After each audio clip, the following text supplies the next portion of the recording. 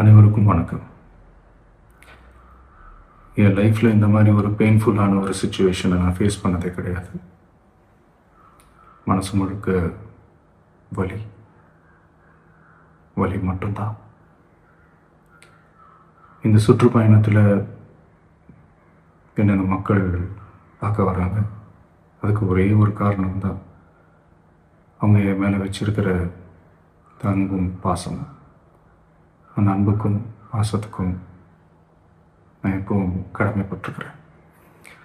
அதனால தான் இந்த சுற்றுப்பயணத்தில் மற்ற எல்லா விஷயங்களையும் தாண்டி மக்களுடைய சேஃப்டி, அதில் எந்த காம்ப்ரமைஸும் பண்ணிடக்கூடாதுன்றதுக்காக தான் அது என் மனசில் ரொம்ப ஆழமாக இருக்கும் அந்த எண்ணம்.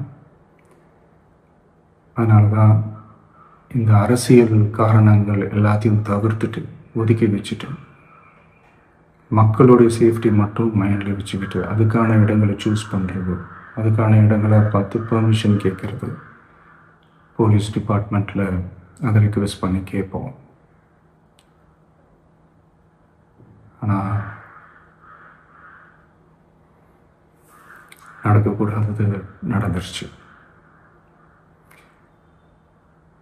நான் மனுஷன் தானே. அந்த நேரத்தில் அத்தனை பேர் பாதிக்கப்பட்டு இருக்கும்போது எப்படி அந்த ஊரை விட்டுட்டு என்னால் கிளம்பி வர முடியும்? நான் திரும்ப அங்கே போகணும்னு இருந்துச்சுன்னா அதை ஒரு காரணம் காட்டி அங்கே வேறு சில பதட்டமான சுச்சுவேஷன்ஸ், வேறு சில அசம்பாவிதங்கள் அந்த மாதிரி எதுவும் நடந்துடக்கூடாதுன்றதுக்காக தான் நான் அவாய்ட் பண்ணேன்.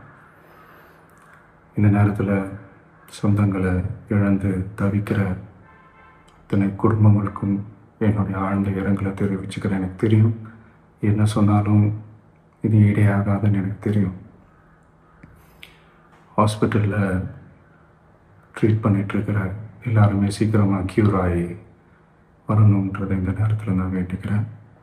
கூடிய சீக்கிரமே உங்கள் எல்லாரையும் நான் சந்திக்கிறேன். இந்த நேரத்தில் எங்களுடைய வலிகளை, எங்களுடைய நிலைமையை புரிஞ்சுக்கிட்டு எங்களுக்காக பேசின அரசியல் கட்சிகளை சார்ந்த நண்பர்கள், தலைவர்கள் அனைவருக்கும் என்னுடைய நன்றியை தெரிவிச்சுக்கிறேன். கிட்டத்தட்ட ஒரு 5 மாவட்டத்துக்கு பிரச்சாரத்துக்கு போனோம். இந்த மாதிரி எதுவுமே நடக்கல. ஆனால் கரூரில் மட்டும் ஏன் எப்படி நடக்குது, எப்படி நடக்குது? மக்களுக்கு எல்லா உண்மையும் தெரியும். மக்கள் எல்லாத்தையும் பார்த்துக்கிட்டு இருக்கிறாங்க. கரூரை சேர்ந்த அந்த மக்கள் அந்த உண்மையெல்லாம் வெளியில் சொல்லும்போது எனக்கு கடவுளே நேரில் வந்து இறங்கி அந்த உண்மைகள்லாம் சொல்கிற மாதிரி எனக்கு தோணுச்சு. சீக்கிரமே எல்லா உண்மைகளும் வெளியில் வரும்.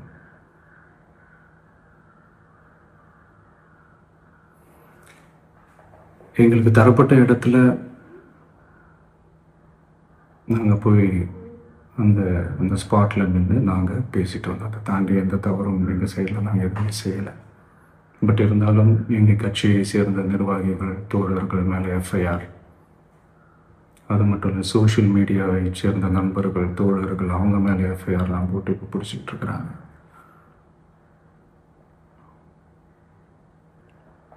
சிஎம் சார், உங்களுக்கு ஏதாவது இந்த பழி வாங்கணும் அப்படின்ற எண்ணம் ஏதாவது இருந்துச்சுன்னா என்ன வேணாலும் பண்ணுங்க. அவங்க மேலே கை வைக்காதீங்க. நான் ஒன்று வீட்டில் இருப்பேன், இல்லை நான் ஆஃபீஸில் இருப்பேன். என்ன வேணாலும் செய்யுங்க. நண்பர்களே, தோழர்களே, நம்மளுடைய அரசியல் பயணம் இன்னும் ஸ்ட்ராங்காக, இன்னும் தைரியத்தோட கண்டினியூ ஆகும்.